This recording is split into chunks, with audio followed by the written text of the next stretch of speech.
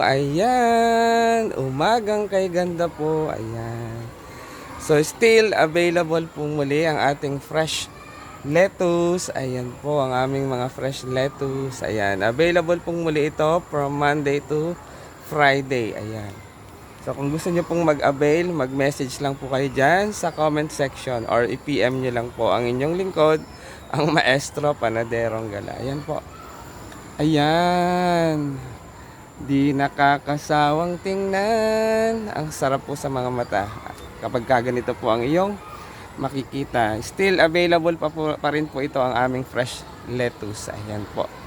For only 3 cups for 100. Pero pag paulit-ulit po kayong nag-a-avail o nagpo-purchase, may libre na pong 1 cup yan. So instead na po 3 cups, magiging 4 cups na po yan. So kung gusto niyo naman po ng isa lang, 35 pesos for 1 cup only. Yan. Ayan, hindi nakakasawang tingnan. Ayan po, meron pa po ako ditong, ito po yung mga last batch ko po ng lettuce. Ayan. So meron po ako ditong mga 4 na growing boxes or styro boxes. Ayan. Doon po sa may dulo, malapit na rin pong ma-sold out. Ayan. Nakita nyo na po yung iba pa. Ayan. Yan po yung mga styro boxes na na-sold out na. Ayan. So meron pa rin pong mga dalawang styro boxes na natitira pa doon. Ayan. Kaya kung gusto nyo po ng lettuce or fresh lettuce, ayan, tulad po nito, oh, ang kapal-kapal ng dahon nito, oh. Ayan, fresh na fresh, parang si Maestro Panaderong Gala pag umaga, fresh na fresh. Joke lang po yun, ayan. Ayan po, oh. Sarap, magsangyupsal na po tayo, ayan. Ayan, ito po ang aking pagkain tuwing hapon or hapunan, ayan. Sinasamahan ko lang po ng grapes and cucumber or pipino, ayan. Yan po ang aking hapunan. Ayan. Diet, kunwari po diet po tayo ngayon. Dahil marami po akong lettuce. Ayan. Sa akin po libre na syempre. Parang pinaka-reward ko na po yun. Nag-uuwi po ako minsan ng mga 2 cups or 3 cups. Ayan. Reward ko na sa sarili ko yun. Hindi ko na po bibilhin. Ayan. Maraming salamat po. Ayan. Thank you Lord for all the blessings. Ito po ay blessings. Ayan. So, pasyal-pasyal po muna ulit tayo dito. Short video po muna tayo or pasyal po sa dahan po natin. Ay, ang kapal ng dahon. Ayan. Dahil maganda po ang panahon, nag-uulan, makulimlim, balance po ang init dito sa loob. Kaya nagbo-bloom talaga ang mga dahon ng fresh lettuce. Ayan. Pasadahan din po natin yung mga nasa garden plot natin. O, ayan po ang ating intercropping na kamatis at ayan, mga fresh mustasa. Ayan, oh.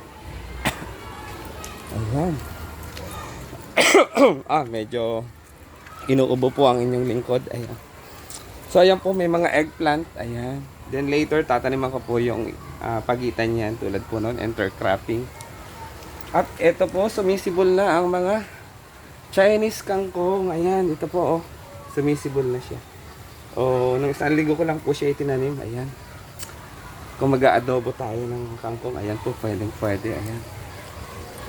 Ayan. So, pasadahan din po natin kung meron po tayong hydroponic system na lettuce. Ayan, tingnan nyo po. Napakaganda na rin po ng dahon. Ito po ay nasa plot, garden plot. Ayan. May nagtanong po sa akin na pwede pala yun sa garden plot. Yes, pwede po ang lettuce natin sa garden plot. Ayan. Ang kagandahan lang po nito dahil nasa loob po tayo ng greenhouse. Talagang nababalance yung init. Kapag makulimlim, ayan, sapat po yung init. Ang ganda po ng init dito sa loob. Kapag sobrang init naman po, ayan, ang ginagawa ko po, nilalagyan po natin ng net, ayan, para naman masala ng konti yung sobrang init na nanggagaling sa araw. Ayan po, oh. Ayan, fresh na fresh din po. Available din po yan. For harvest na rin po ito. Ayan. From Monday to Friday. Ayan. Mag-message lang po kayo dyan sa comment section. I-PM nyo lang po ang inyong lingkod, ang Maestro Panaderong Gala. Ayan, nakakatanggal ng pagod, nakakatanggal ng ubo. Ayan po. So, salamat po sa panonood. Sana po ay mag-enjoy kayo sa aking video or reels. Ayan.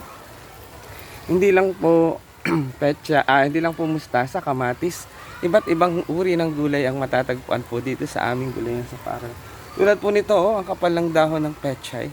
Fresh na pechay. Ayan. Ayan po, dapat po talaga fresh ang ating pechay. Ayan. Ayan po, 2 plat po yan. Habang ako po ay nagdidilig. Ayan. So ito pa rin po yung iba pang available na lettuce. Ayan. Ayan po. Ayan. At ito po yung ating vertical garden. Yung iba po ay na-harvest ko na. Tataniman po uli natin dyan. Ayan. Pasyal naman po tayo dun sa labas. Na kung saan, ayan, update natin yung ang ating mga pipino or cucumber. Ayan, kamats na match po siya ng ating lettuce. At guess what? Ayan, guess what? Ayan po, oh, namumulaklak na siya.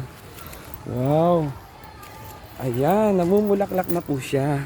Kapag namumulaklak na po siya, pwede na po natin siyang diligan ng dala kong FFJ. Ayan, yung fermented fruit juice. Para mas lalong bumunga at dumami ang bunga ng ating pipino. Ayan. Ayan, itour ko po muna kayo dyan. Dito, oh. Ayan po, oh. Mamayang hapon po ay didiligan po natin yan ng FFJ. Yung pinagbabaran po ng balat ng saging na hinog, na lakatan. Or yung overripe po na sweet papaya ko, ibinabad ko po yun. Ayan. Ayan po, oh. Makikita nyo. Ito. Ang daming bulaklak nitong isa. Ang ganda po ng panahon ngayon kasi mainit, umuulan, balance lang po. Ayan, oh. Tingnan nyo po kung gaano ka-fresh. Ayan, nakakatuwang tingnan po. Ayan, so ito po yung mga pipino. Ayan. Ayan po, ayan. So nag-uunahan na po silang makarating sa rurok ng kanilang tagumpay. Ayan, inakay po natin yan papataas. And then later on, makikita nyo po ay nakalawit na lang po yung mga bunga nila dyan. Mamayang hapon po, diligan ko na rin po ng FFJ, ng fermented fruit juice, para makatulong sa mas marami at mabulaklak na halaman. Potassium fertilizer po yan. Yan. So, tingnan nyo po, oh, ayan. Nakakatuwa, ayan. Sana po ay nag-enjoy kayo sa aking video o reels. Ayan, kung nagustuhan nyo po, i-like nyo po, and kung gusto nyo pong i-share nyo na rin po para mapanood din po ng iba, para may mga impormasyon silang matutunan o mapulot sa akin. Ayan, sa mga hindi pa po nakafollow, mag-follow na. Ayan, ayan po ang aming cucumber or pipino. Ayan, and punta rin po tayo dito. Ayan, nag-uunahan na rin po ang ating mga ampalaya. Bitter ka ba? Ito po ay ampalaya na bitter ang lasa pero masustansya. Ayan, ang galing ni Maestro Panaderong Gala. Napapatula. Ayan, Maestro Panaderong Gala na napapatula. Ayan, o, di ba po? Aakyat din po sila. Mag-uuna sila ng mga nasa likodan kong pipino. Ayan. Ito po yung lugar kung saan nakatanim ang aming mga creeping vegetable or creeping plants. Sabay ko na rin po silang didiligin ng FFJ. Ayan. Thank you for watching. Sana po ay may natutunan. Ayan, nauuntog na ang Maestro Panaderong Gala. Ayan po, oh. Ayan. So ito naman po ang ating sigarilyas. Ayan. Inaakay din po natin papunta doon. At ayan po. Ang galing naman ng isang to. Ayan, oh. Aakit na rin po siya. Ito, akayin po natin. Medyo ililipat natin tong isang to. Dito sa kabila dito. Ayan. Para doon, kumapit ang kanyang ugat. O, ang kanyang katawan. O, ang kanyang bagay. Ayan. Salamat po sa panonood. Thank you for watching. At, ito po ang ating mga patola. Ang fresh patola. Ayan. So, ready na rin po silang makipag-unahan pataas. Ayan, oh. Tingnan nyo po. Ayan. Ayan. Updates po tayo. Ayan.